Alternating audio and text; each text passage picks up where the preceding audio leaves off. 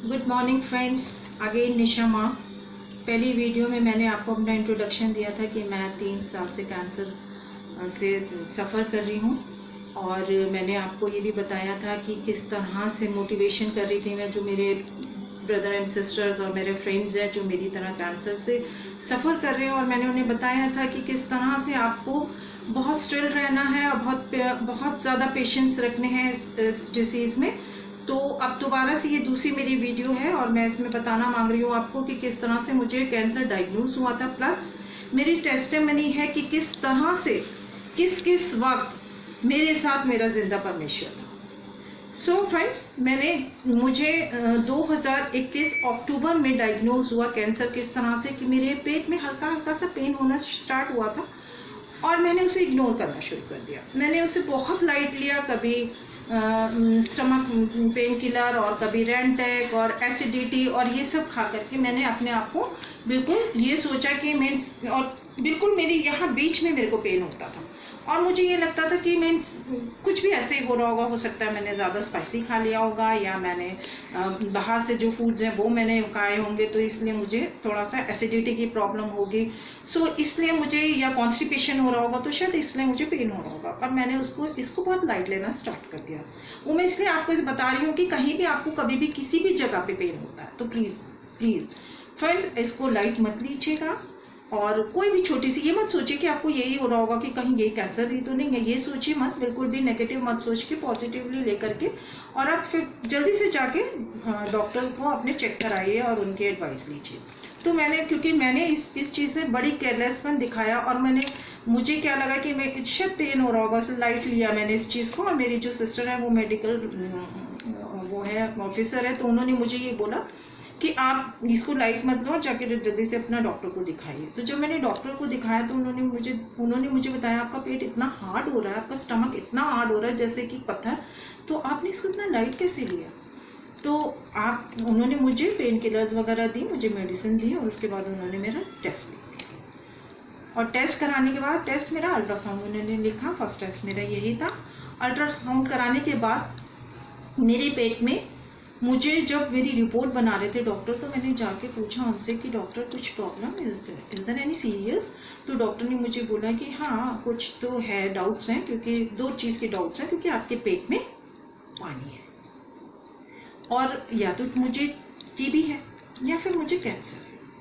और आप इस चीज़ को सीरियस लीजिए और अब जाके जल्दी से किसी भी हॉस्पिटल में ही अपने डॉक्टर से एडवाइस लीजिए। मैंने बोला कि ठीक है। तो फिर उसके बाद मैंने जा कर के हॉस्पिटल में दिखाया और हॉस्पिटल वालों ने जब मुझे देखा तो उन्होंने मेरे दोनों के टेस्ट कराने स्टार्ट कर दिए, टीबी के भी और कैंसर के भी।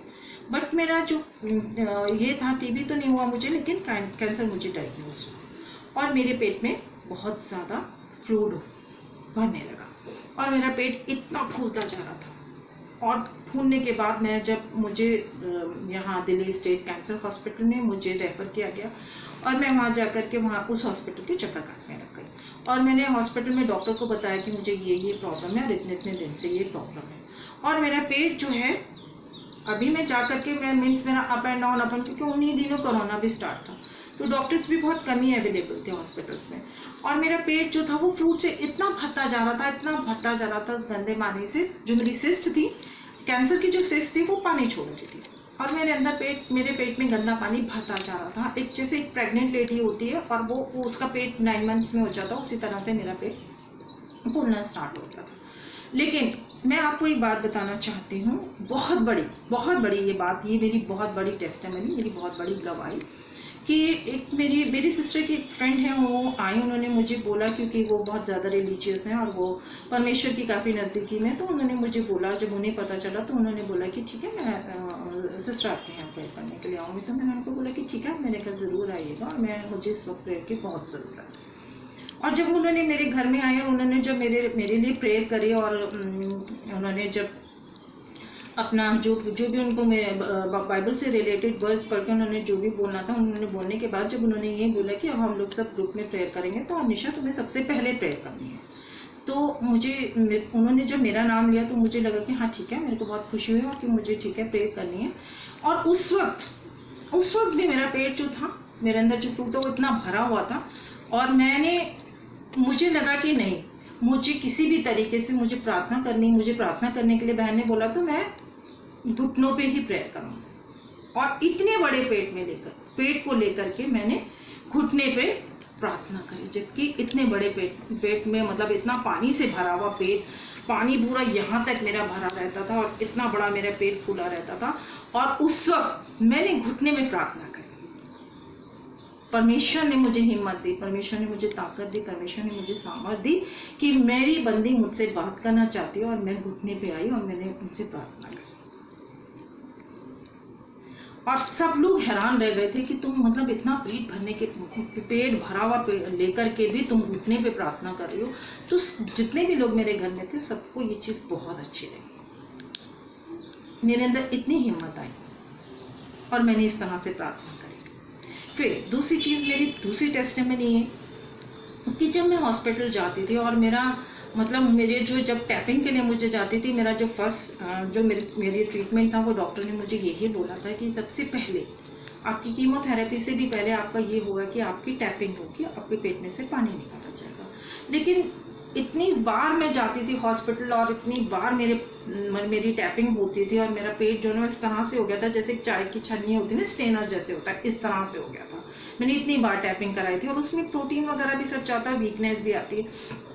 पर डॉक्टर जब मैं जाती थी, जब मैं अपने हस्बैंड के साथ हॉस्पिटल जाती थी तो, और मेरे हस्बैंड को तो अंदर नहीं जाने देते थे और मैं ही अंदर जाती थी, तो डॉक्टर मुझसे यही मैं उनको बताती थी और जब अपने प्रिस्क्रिप्शंस वगैरह दिखाती थी उनको और अपने पेपर्स वगैरह दिखाती थी तो, और टैपिंग के लिए जाती थी और डॉक्टर मुझे क्या बोलते थे, पेशेंट कौन है।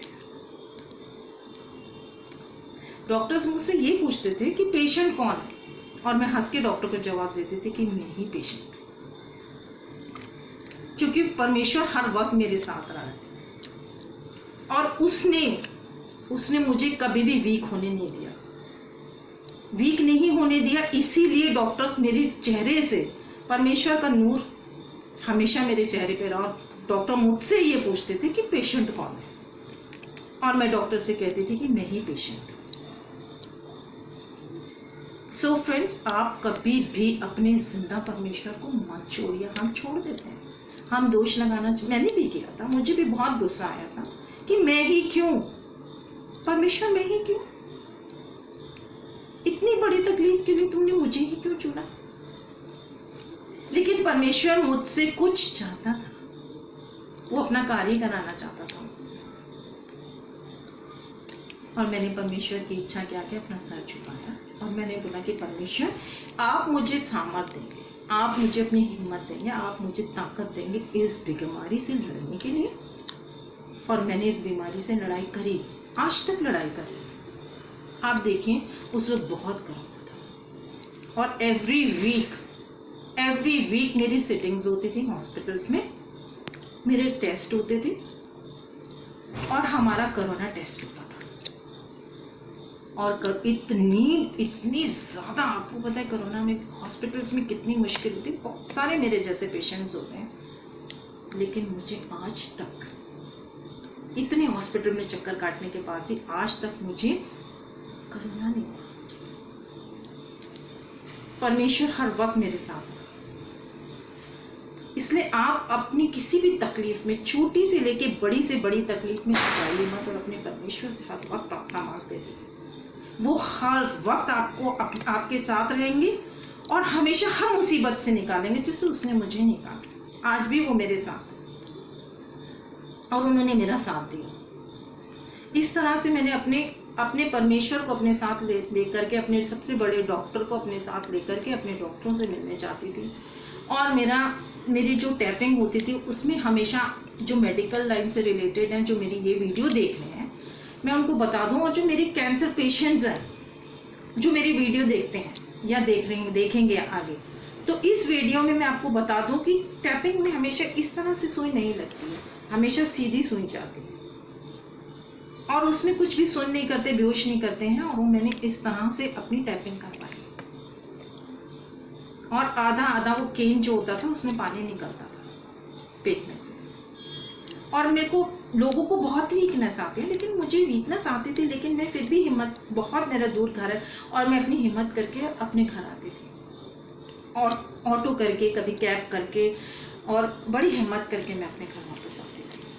और आप ये देखिए कि अगर आज मैंने टैपिंग कराई भी होती थी तो ठीक एक हफ्ते बाद मुझे पेट में फिर पानी भर जाता था और फिर मैं फिर जाती थी टैपिंग के।